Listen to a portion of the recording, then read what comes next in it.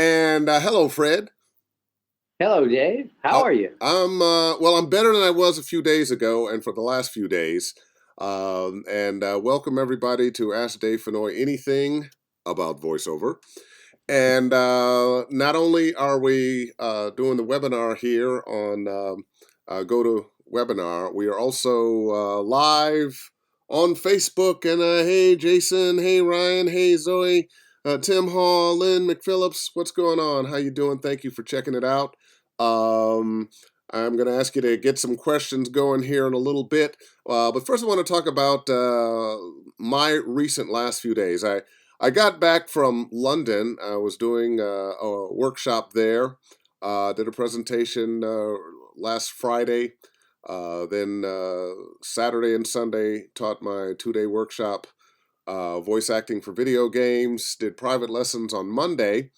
Got on a plane on Tuesday, but somewhere in there, late Tuesday, late Sunday, early Monday, I started getting a little sniffles, and I usually try to jump on that right away. And I had some Benadryl with me, which I usually use not so much for colds, but to sleep on planes or when I'm in a strange time zone.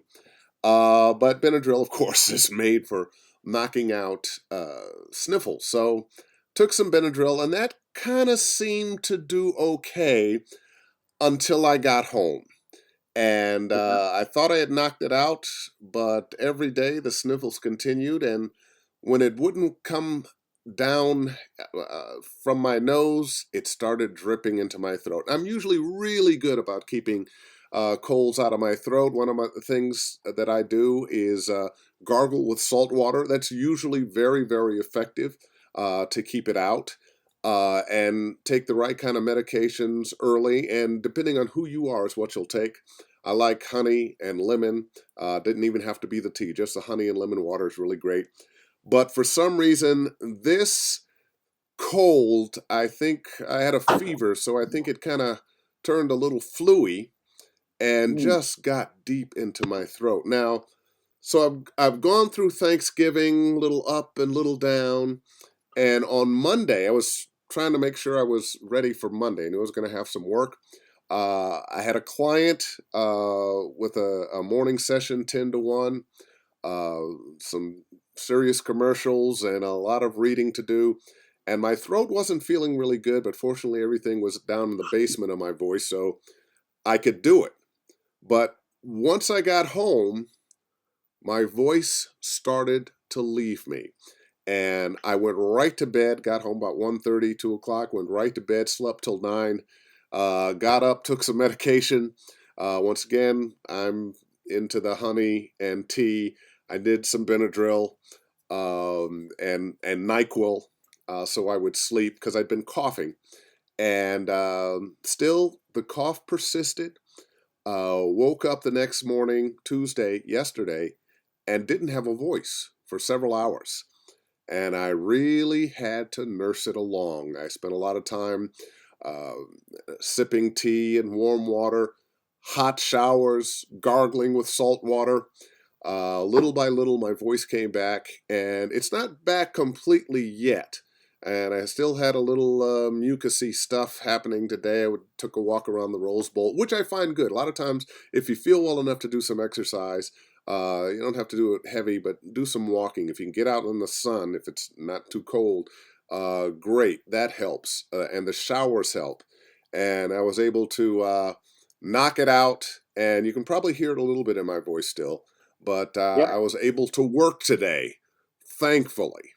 But this is the bane of our existence as voiceover actors is having a cold, having the flu, having something mess with our throats, and breathing, because breathing is so important with what we do. But Thomas was doing saying, well, thank you, Sam. And those of you who have asked how I'm doing okay. Not 100% yet, but I'd say about 85, 90%. And I'm nice. sure tomorrow, the next day, I'll be just fine. So So let's Thomas, let's uh, let's get to questions, shall we? yeah, Thomas was asking if you use anything like a neti pot or any kind of nasal rinse. You know what? I don't have a neti pot, but I'm thinking about getting one. A couple of people have recommended one, and I think I'm going to put that on my list of things to I, get. I love it. I'd It love to always try helps. one. I'd love to try one. Yeah, it's. I mean, it's one of those. They have a cheap one at Walgreens. It's blue and it comes with a bunch of stuff. It's $13. It's easy. Now, is Walgreens paying us for that? Yeah, I think so. You know what? I'd like to get that one. Other questions? Here we go. Melvin, when recording in a professional studio, do they regulate the temperature so it doesn't affect your voice? Who's in Well, control of that? they regulate the temperature, but it's not so it affects your voice one way or the other. It's for your comfort.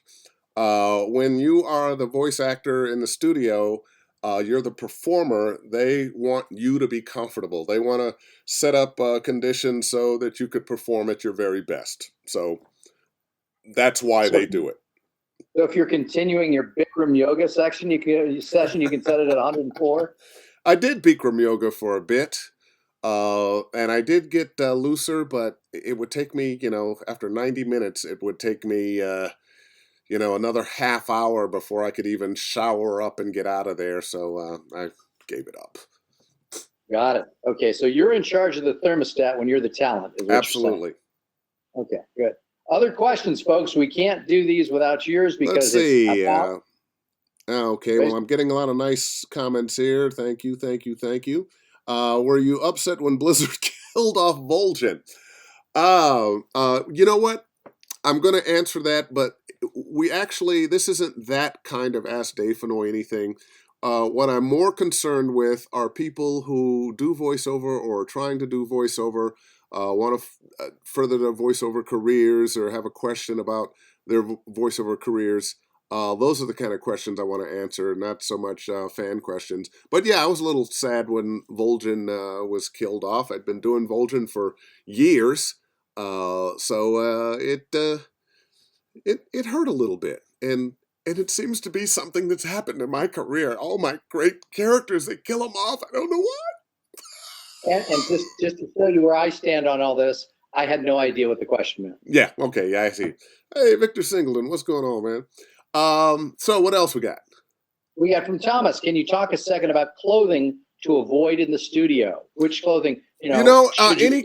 Any clothing that makes noise. Some of the synthetic materials, if they're a little hard or scratchy, make a lot of noise. For me, it's my hair, and sometimes a recording so hot that my hair rubbing against the wrong kind of shirt, like a starched cotton shirt, not really a good idea.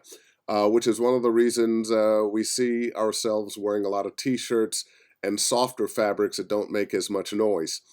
Also, jewelry. Be careful with the jewelry, ladies, because earrings and necklaces and bracelets can make a lot of noise. So you want to be careful about that. Yeah, and the nose ring getting caught in the mic, it's a definite no. Ow! Ow! Sorry. Okay. Other questions? Try your Facebook group. Oh, wait, one more here from Dominic, who I invited. I just actually spoke to him earlier today. Which do you suggest more of? Acting classes or voiceover coaching sessions? Both. You'll never go wrong with acting classes. If you can get good acting classes that are directed towards voiceover, great. But often, because there's so many genres in voiceover, sometimes the acting is left a little short. So I would suggest good acting classes and some voiceover classes because you actually need both. I had a question online here from a young man who was saying, I have a deep voice. What kind of diction should I have? Same kind of diction everybody else should have.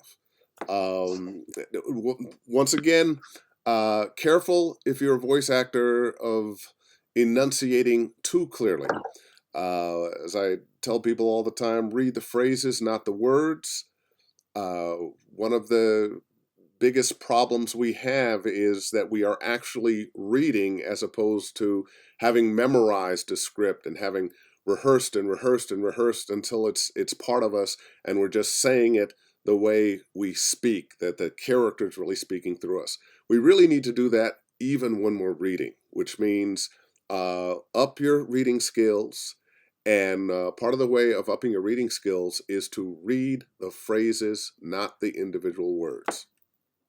Next question's from Drazen, and boy, this is like setting us up for a softball for some dates coming up in December 4th and 11th. Since you're very much experienced in the gaming voiceover, talk to us about your recommendations for how to get started in that segment. So what we want to tell people about is my upcoming webinar in January, Voice Acting for Video Games. It's going to be a 4-week webinar. We're going to start, I believe, on the 15th. We'll be going 2.5 hours per. We'll have some free webinars talking about that and voice acting for video games coming up in December. What are those dates again for the free ones? The free webinars are December 4th, the 11th, and then January the 9th, I believe. And then the actual dates of the class, and you just gave them. Remind me what they are there. Class dates. 4 consecutive weeks starting January 15th. So starting January 15th, 4 weeks in a row. And 4 weeks. We were talking momentarily a little bit ago about acting, and this is where your acting chops really come in when you're talking about video games. You have to let the character inhabit you. And the challenge with video games is you have words on a page that have to come to life. I call it taking the words off the page.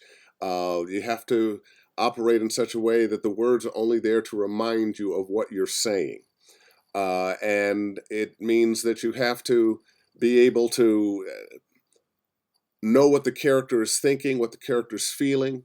Let the words also show what the character is doing, and relate the relationship with the person that character is talking to.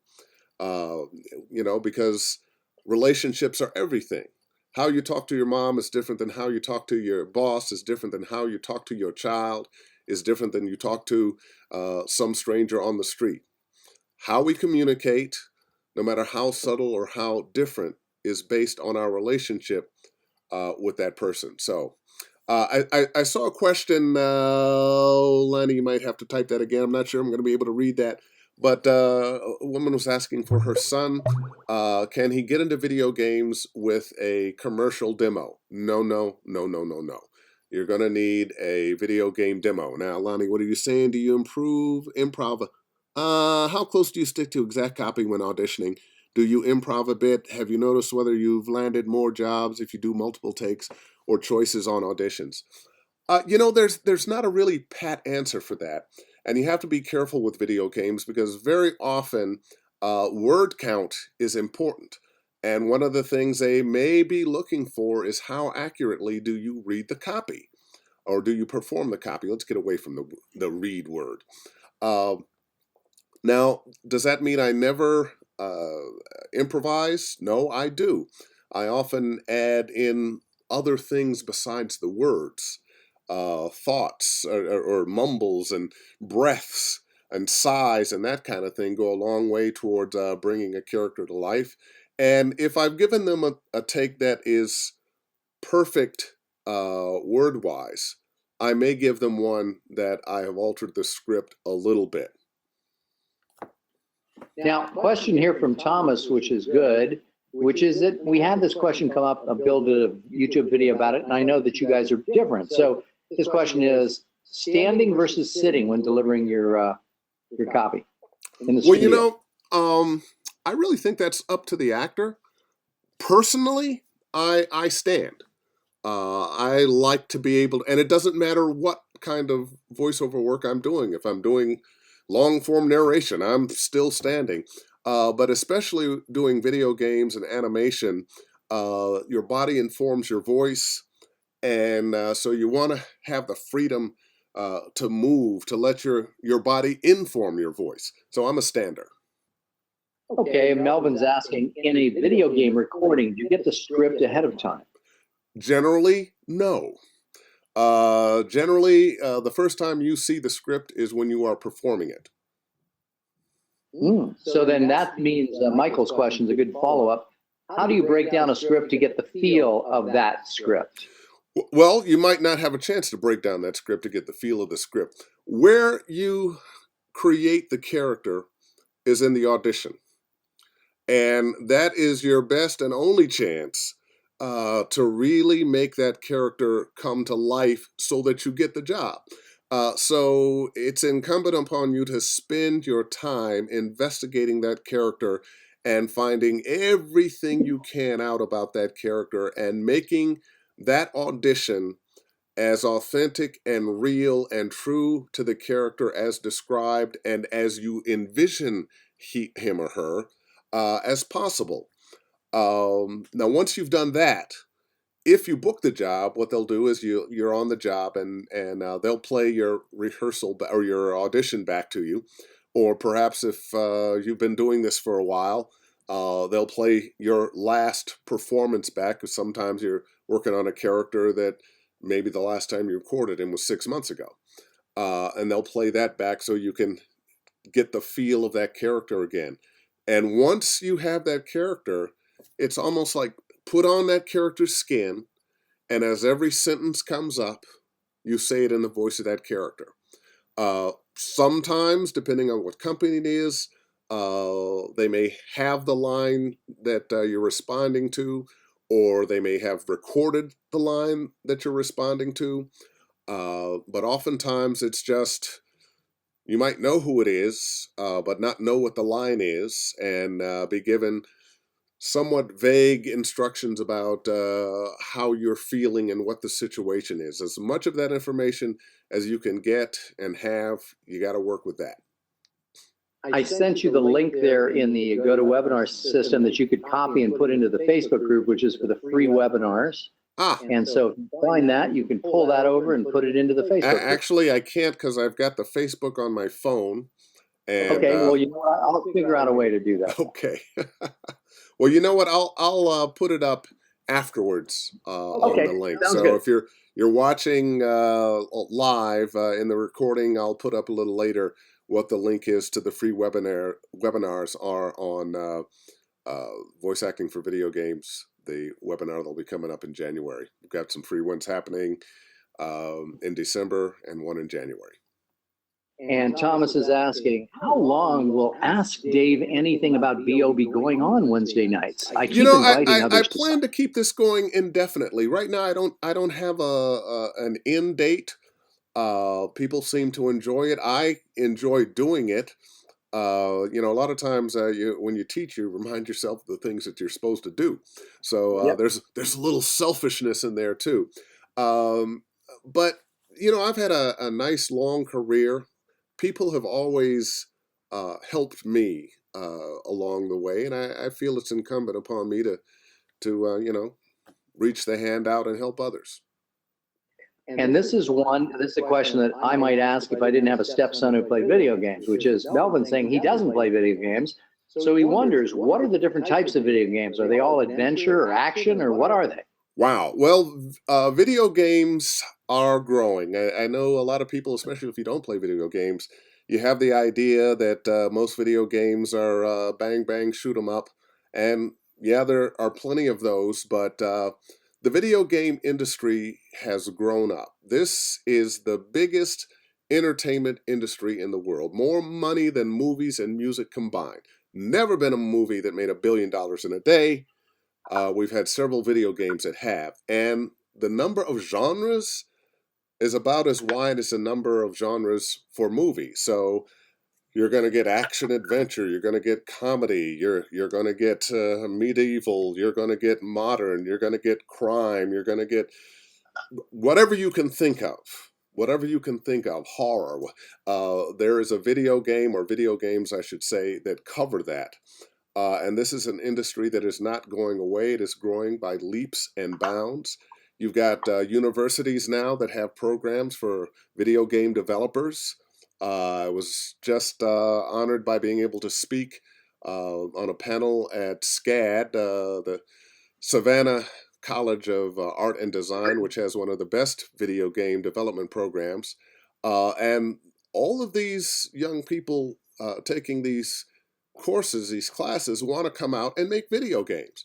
And they're either going to go to work for some of the big boys, or they're going to start their own companies, or they'll end up working with some of the mid-level or smaller companies.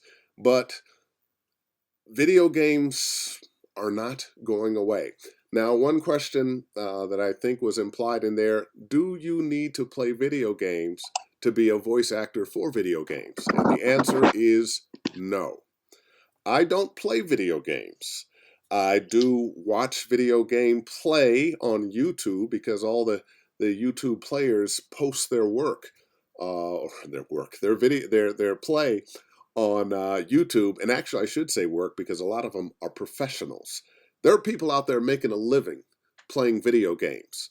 There's certain games, World of Warcraft, Dota 2, League of Legends, and a number of others that have tournaments every year that the players make millions of dollars. Millions.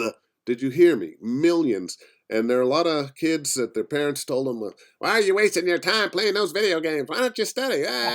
And some of those kids are making a good living now. So let me make a guess. Would I be accurate in saying the reason why video games are making more money than all these other media is that they are language and culture independent, because they basically can work in any culture, in any language?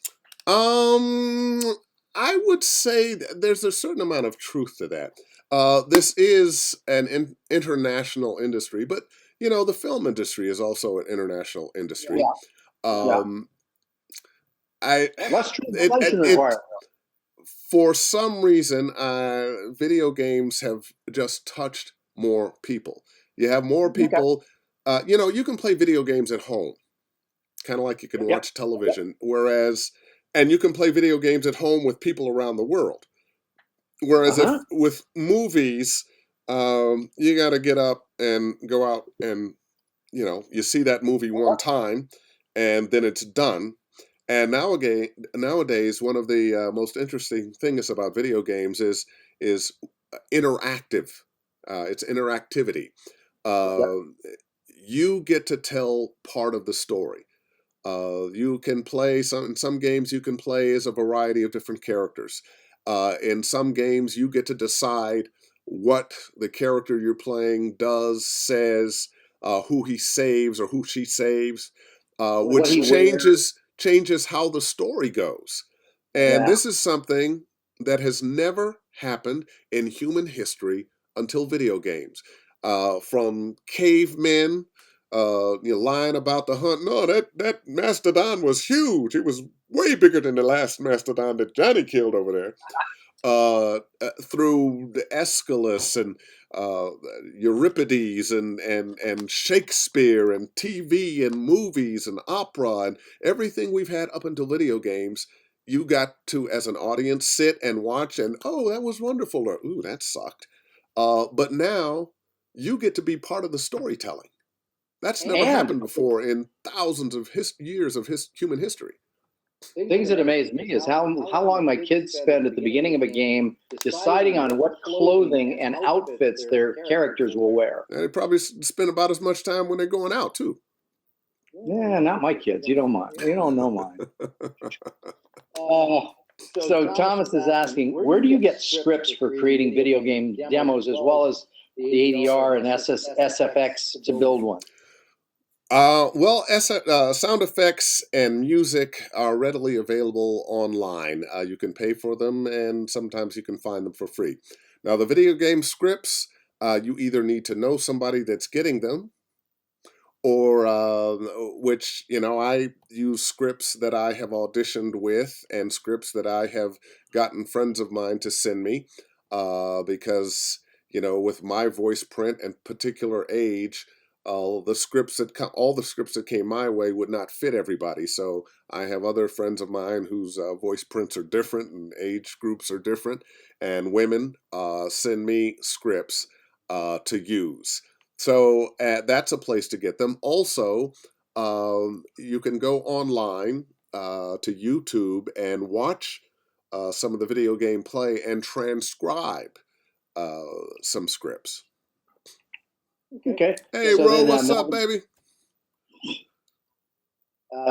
Melvin is asking, how often do they create new versions or new editions of video games? How many times can you possibly reprise a role? Well, let's see. Probably a lot. I've played Vol'jin in World of Warcraft for about 10 years. And it's just been the story has changed, and now we're on to the next thing, and now we're on to the next thing. Now that might only be 2 sessions in a year, 2 or 3 sessions in a year. Um, in Batman, I have been Lucius Fox in a couple different versions of that game from different developers. So you can have a lot of different versions of a game. The Walking Dead game, okay, I played Lee Everett in season 1. I think we're on season 3 now. People are thinking about a season 4. And each time it's a different playable character and a different story, which is part of the beauty of the Walking Dead world, that Robert Kirkman created a world where you can have many different heroes and zeros, many different storylines, um, because the world is the same. Human beings are in conflict with other human beings with a constant threat of zombies getting you wherever you are. Okay. Steve Bailey, who you've worked with one-on-one, is saying, thank you for your 3x3x3 technique in terms of script reading. And he's wondering, and you may want to explain that, and then he's also asking with a follow-up, if there are any other tips you have on pre-reading. On pre-reading with when you're on the job. I think either that or auditioning, but talk Okay, about the well, three. let's talk about the 3 and 3, as I call it. When you get your script, the first thing you want to do is, if there's information about the game, you want to find out about the game, because different games, different genres, are going to have a different feel, a different energy. Something that's more comedy adventure game is going to be up a little more bright, and a little more punchy. Something that is a little darker, a Walking Dead thing, is, it's going to be tamped down a little bit. So you want to get the feel of the game. Then you want to find out who your character is, and whatever that character description is, you want to internalize that. Get the backstory if they have a character arc. Sometimes they don't. Sometimes there's very little information, and you have to kind of make it up based on what's in the copy. But then the 3 and 3 is to read that script to yourself 3 times without mouthing it 3 times. While you're reading it, start to make some decisions about what's going on, what's he thinking, what's he feeling, what's he doing, who's he talking to, and how's he feel about that and that person. And then do it 3 more times, mouthing the words. And as you're reading it, make sure if there are stage directions, make sure you're reading those stage directions when you're reading it to yourself and mouthing it to yourself. If there are other character lines, do not do the bullshit, bullshit, bullshit, my line, bullshit, bullshit, bullshit, my line. Read the other lines too, so you know why this conversation is taking place. If it's a conversation, you won't always have another character's lines. But once you've done the 3 and 3, now start to record. Now is when you really start playing the character. And you've got to make decisions about what your character's thinking, what's he feeling, what's he doing, why is he saying what he's saying, what's the pre-life to your character speaking or doing whatever it is they're doing. So that's the 3 and 3. Now on the job, you don't have an opportunity to do that. So you will have created that character in your audition, and it might be a week, 2 weeks, 3 weeks, 3 months before you're in studio. They'll play it again, and hopefully that'll trigger your muscle memory in your mind to get you right back to where that character is. And then it's just every line, be the character. Just forget about who you are, be the character. Everything is in the voice of the character. And when I say in the voice of the character, I don't mean the voice you may have come up with, the accent of the character. I'm talking about the feeling, the spirit, the inner drive of that character. That's what you've got to bring to every line. And most of the times now, um, when you're recording, they're going to give you 2 or 3 takes. Fortunately, most of the time, lines are just 1 or 2 lines. You will get some paragraphs from time to time. And while they're deciding which take they like, which take they decide is going to be the hero, read ahead. Read ahead so you Yeah. can get those lines in your what are they saying here? Okay, because a lot of times you need to know how the sentence ends so you know how to begin the sentence. Perfect. Hey, Steve is Gabe out. Kunda, what's up, man? Oh man, and So, oh well, question Lisa, there. Jeffrey, Harry, Gabe, yeah. Another question? Yeah, just letting people know that Dave is simultaneously doing the webinar and Facebook Live in case you're wondering who he's talking to. Yeah, I've got all my Facebook people here, and and I tell you, I'm honored by the quality of talent that wants to listen to what I've got to say. You guys honor me. Thank you. Got it. So Steve is asking the follow-up question that you answered, which is, Steve, I think Dave can hook you up with some scripts if you need them. That's what he was Oh asking yeah. about. Have you ever stuck around? Thomas is asking, after you did a VO for a video game, to watch the sound designers do ADR and SFX for the games? Say that one again. I had another question. Hold that question one second.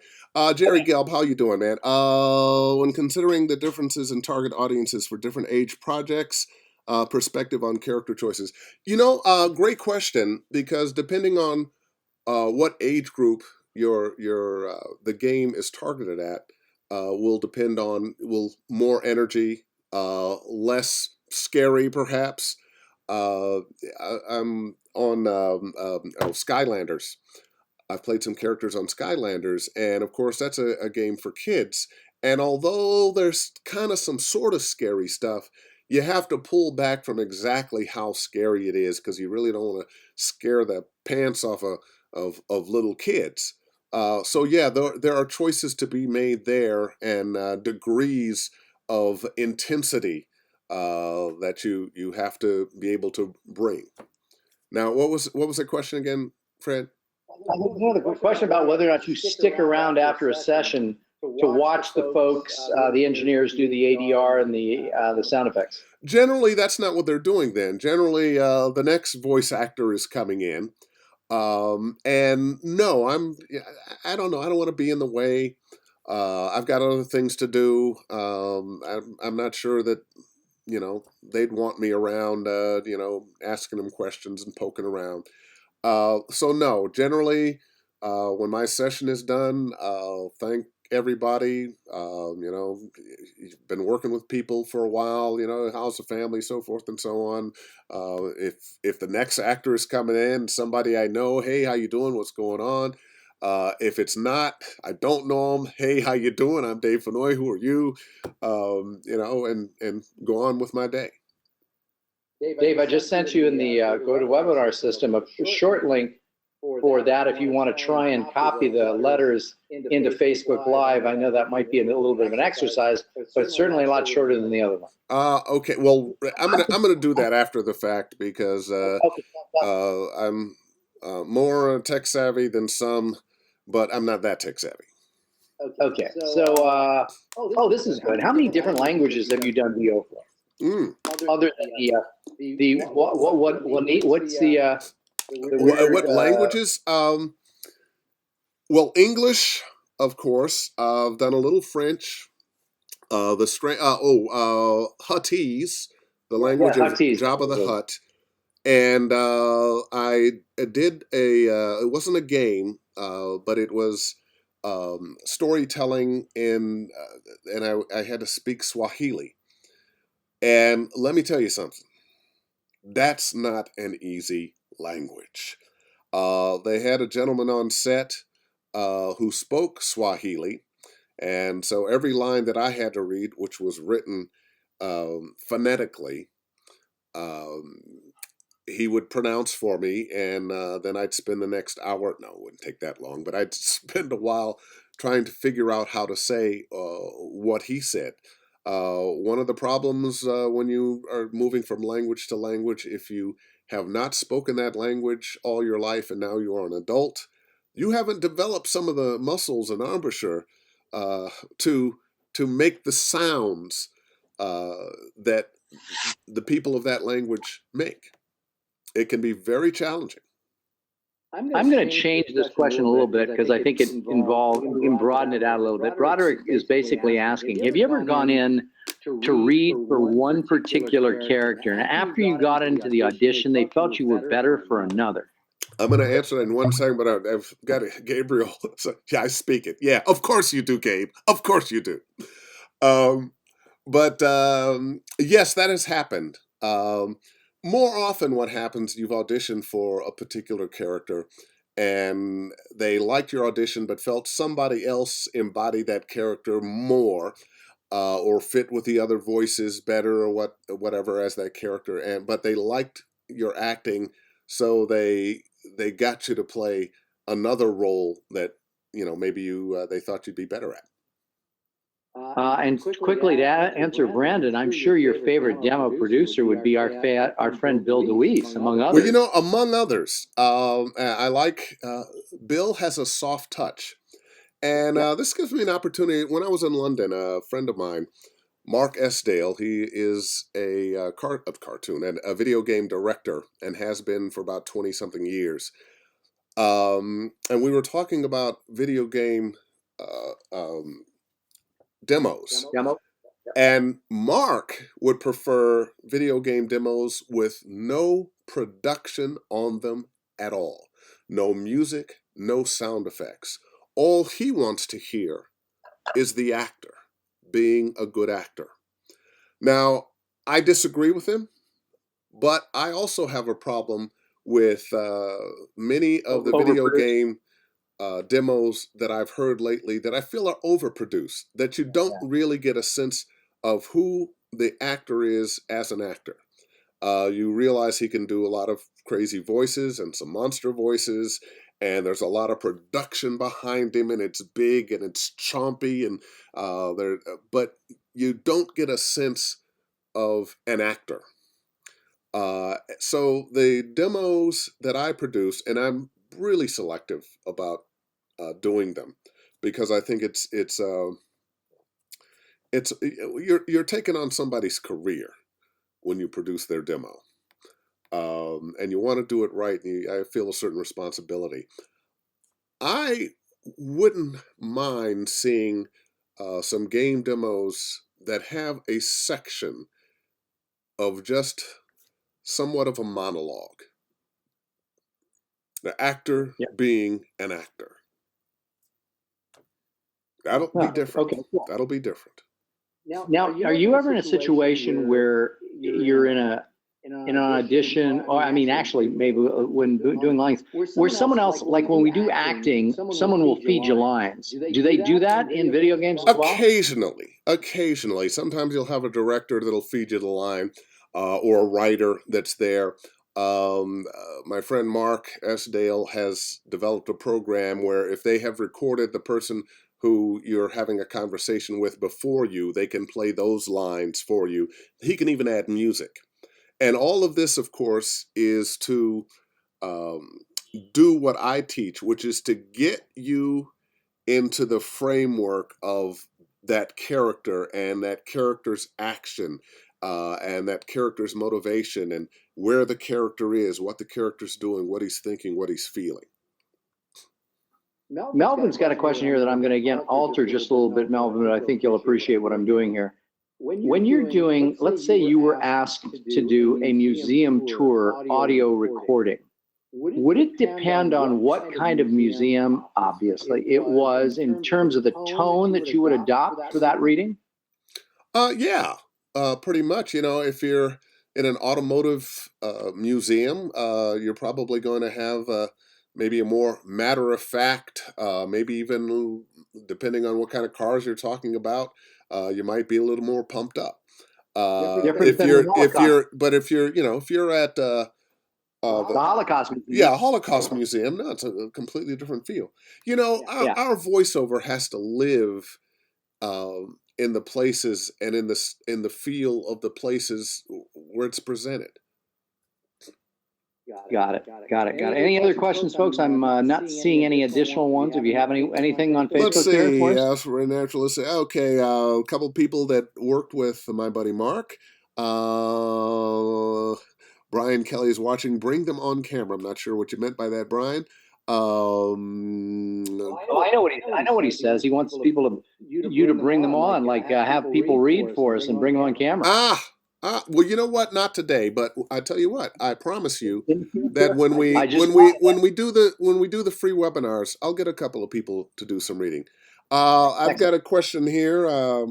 How did you balance working in different areas of VO, for example, promos, golden handcuffs, and video games? Did you have to choose what to focus on? You know, Gabe, sometimes it was chosen for me. And fortunately for me, I'm in LA. So I could go to the WB and do some promos, and then I could go over to a studio and do cartoons in another studio and do video games, or I could be at home and do some narration for National Geographic or somebody, and also, you know, I've got Telos Zephyr and ISDN, and I could do some promos and whatnot.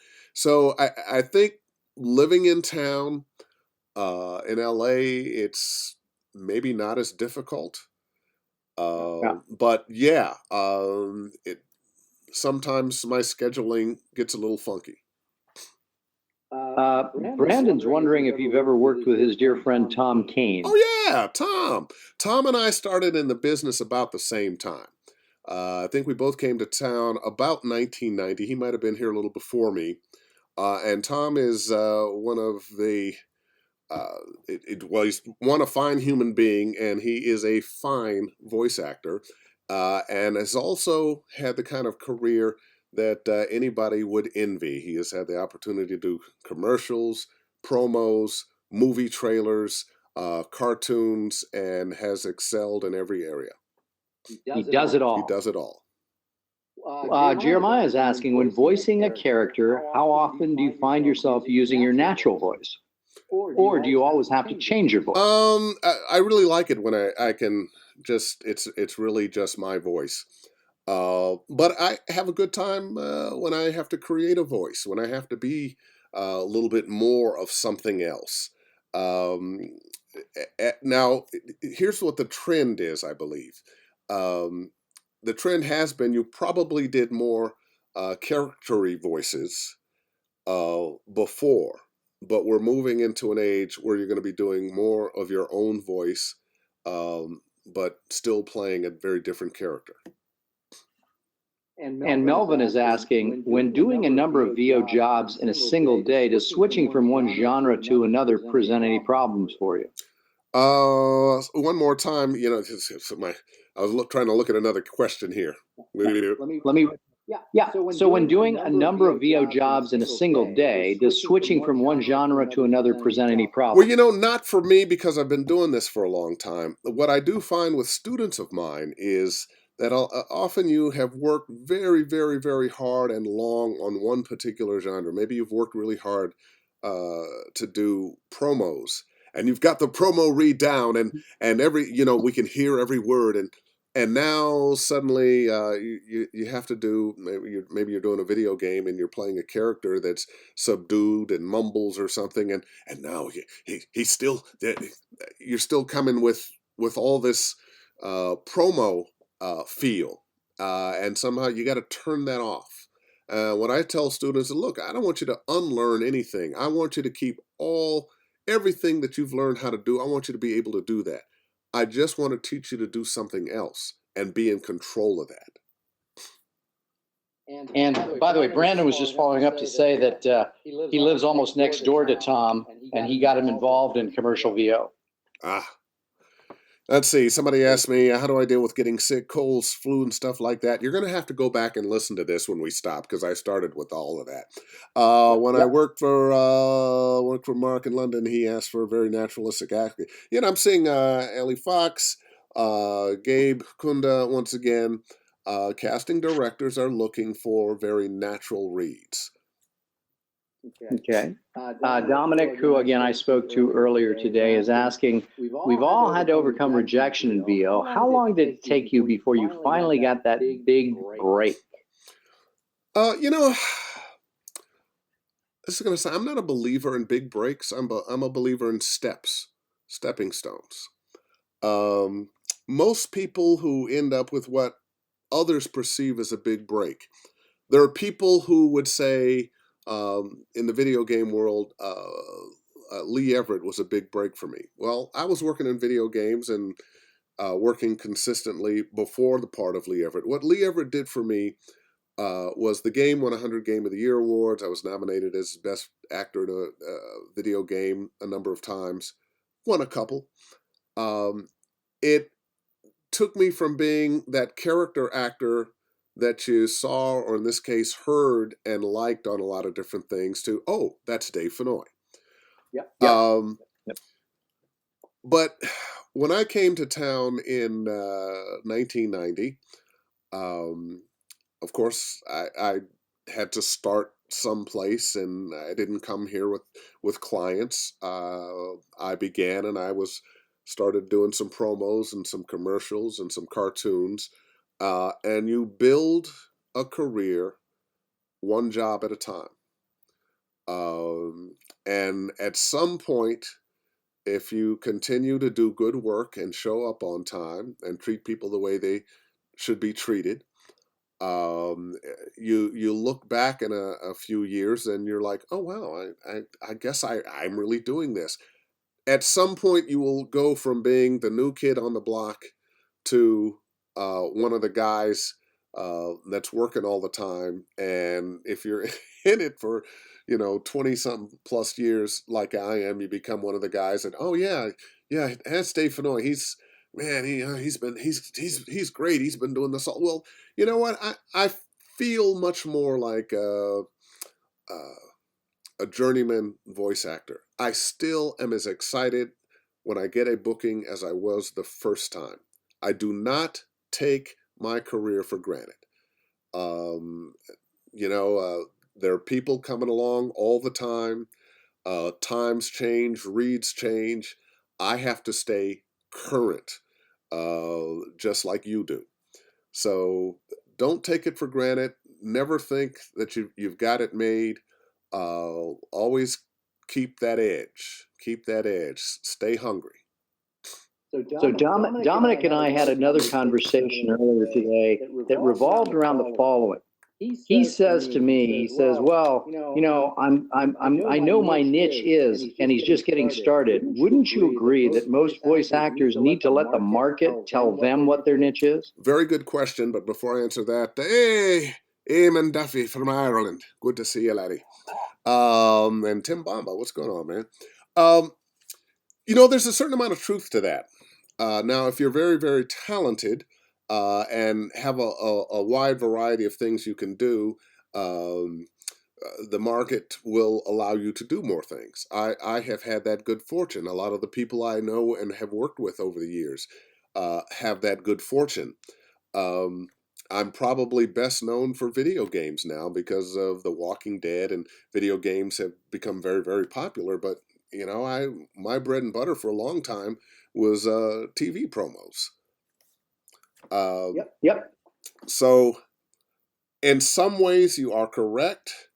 You may find a niche that, this cable outfit or network loves you as a promo voice, and they're using you for that. Meanwhile, on what people don't realize, you're narrating National Geographic programs or doing cartoons, and I can think of a number of my buddies that has been their career, and it's just because they're very talented and they have a sensitivity to different genres.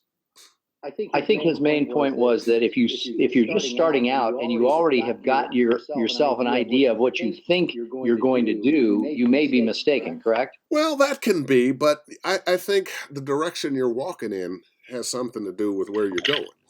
If Okay. if you have lined yourself up to do commercials and all you have is a commercial demo, and those are the doors you're knocking on only, yeah, that's what you're going to do. But if you do more than that, you have gotten your demos together so that you have your commercial demo, you have a game demo, you have a promo demo, you have a narration demo, and especially if you have representation that you talk with and you let them know the areas you want to work in. Now you've got them pushing. That doesn't mean that all those things are going to happen at the same time at the same level. No. But I know for me sometimes, okay, I'm doing more TV promos. Oh, now I'm doing more video games. Oh, now I'm doing more narration. Oh, now I'm doing more commercials. But I seem to always be doing some mix of all of it. And a lot of my voiceover buddies that I've known for years are doing the same thing. So let's end with Scott's question here, which is with the ever-changing industry. I like this one because it's a big question. With the ever-changing industry, where do you see your career going in the next 10 to 15 years? Okay, I'm going to answer that in one question. Andy Anderson. I apparently have what's known as the voice of God, deep, rich voice, but I don't hear that too much on the airways. Is there still a market for me? Oh, hey, Andy Arndt. Yeah, there's still a market for you. You see a lot of times they no announcers in the specs. No announcers, no announcers, no announcers. And what they're really saying, it's not that they don't want somebody with a deep, rich, beautiful voice. What they don't want is somebody with a deep, rich, beautiful voice that can't act, that is listening to his voice, that thinks that his voice is the thing that is selling the product or telling the story. It's not. It's not. I have been heard to say often, the more beautiful your voice, the faster bad acting shows up. So Yep. be a good actor. And Okay. So what about you in the that next? question again? With the ever-changing industry, where do you see your career going in the next 10 to 15 years? Well, you know what? I have often been surprised by the good fortune that has come my way and from what direction. And often because we all have ups and downs, and when I've been on a down and I've gotten on my knees and dear Lord, please let me have such and such and so and so. I never get such and so, but I always get something really, really good. A number of years ago, when the economy crashed, about 2008, my two biggest clients went out of business. And, I was looking for, oh man, just let me get another network gig. Let me get this, let me get that. Because, ordinarily you lose a gig, something else presents itself. Well, it didn't at that point. Well, actually, it did. A little thing called Hulu, which started out very small. And over the course of a couple of years, I could have just lived on the Hulu money. And Hulu blessed me with that opportunity for more than 7 years until new management came in and decided they wanted to do something a little different. But that was a blessing I could not have seen coming. I could not have predicted it. So the fact that you can't see where your blessing is going to come from doesn't mean a blessing isn't coming.